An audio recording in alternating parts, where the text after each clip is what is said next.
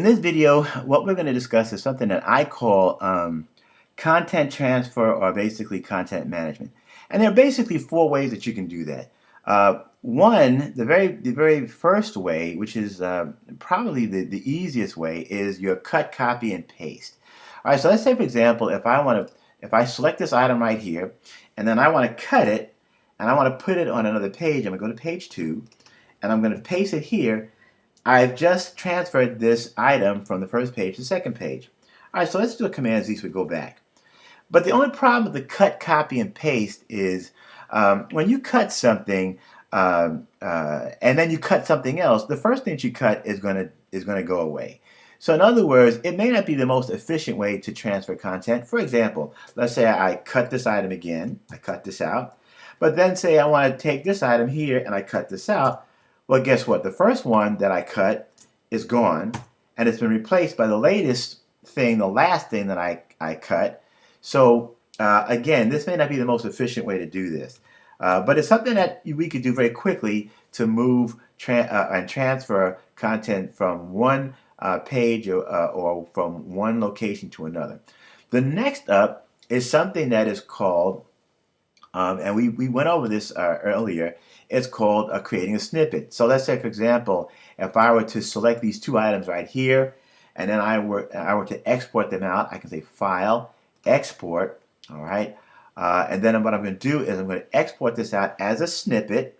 I'm going to target my desktop, all right? So I'm going to keep the name the same. I'm just going to export it out as a snippet.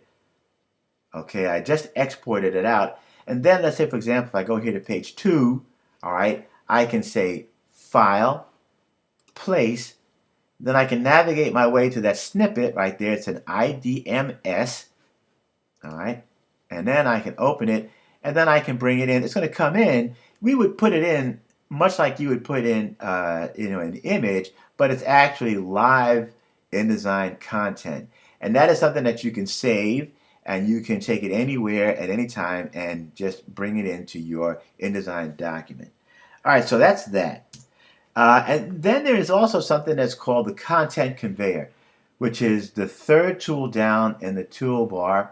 If we click on this, you're going to see this strip down here. And what happens now is, if you notice, once we have it active, as we mouse over things, you get this little blue border which says that it's ready to put into your content conveyor.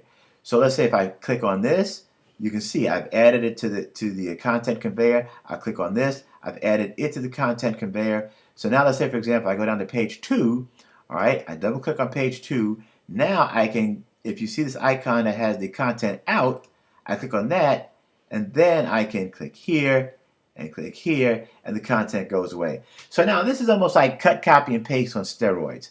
All right, and you can do that. Let's say I'm going to put it back in, so I'll take this, bring these two items back in.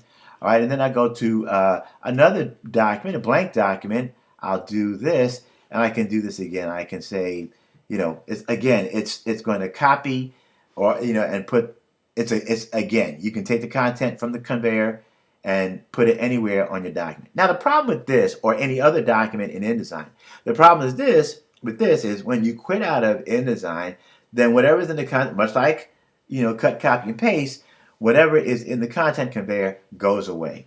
All right, so those are three ways, but I still think the way that I recommend is actually creating a library and then putting your content in the library. And you can put as much content as you want, and even if you quit out of InDesign, you will always have that library that you can take with you and open it up, and then take that content and place it anywhere in any InDesign document that you wish. So I'm going to delete this stuff that's here on this blank page, and I'm going to show you how the library works. So I'm coming back here to my ad. I'm going to delete the stuff that's on page 2, just bring it back to where I was originally. I'm going to go to File. I'm going to drop down to New. I'll say New Library. Now, once I say that, I'm not going to deal with the Creative Cloud, so I'll say no, and then I'm going to get an opportunity to name this library. I'll just say Aston Martin Library. All right, I'll target my desktop. I'll save it there. All right, now I get this dialog box, which is basically my library, and I can put as much content as I want in it. Okay, and maybe I'll put this one in there as well. All right, I don't even have to save it. I can just close it down. Okay, and then what I can do is I'm going to move this to the side so you can actually see what it looks like on the desktop. Okay, it is something that looks like this. All right, and it has the LIB up front. It'll say Aston Martin Library, and then what'll happen is I'm going to go to another page or another document, if you will, and once again, I can open up the library. All right, I can go to File. I can say Open. All right, and then I can navigate my way to where my library item is. There it is right there. I'll open it up. All right, I'll see this right here, and this could be any document. It does not have to be connected to my InDesign. I can go to my clients with this InDesign asset. I can go to my client's version of InDesign, and I can just take it and drag the content on the page. And as you can see, it does not remove it from the library. It stays in there until you actually physically remove the content from that from the library. So you can see I just selected here, delete that.